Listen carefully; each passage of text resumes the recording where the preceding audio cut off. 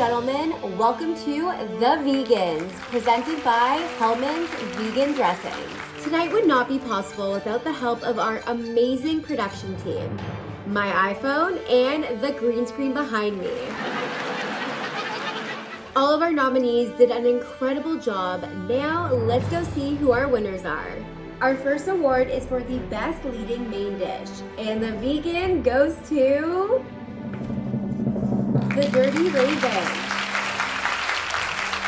Moving on, we have the best original lunch item, and the vegan goes to Big D. Next up, we have best appetizer in a supporting role, and the vegan goes to Andy's East Coast Kitchen. And finally, it's time to announce the People's Choice Award, where you decided who is taking this vegan home. Thanks to all of your likes, comments, and shares, the People's Choice Award goes to Eat with Afia.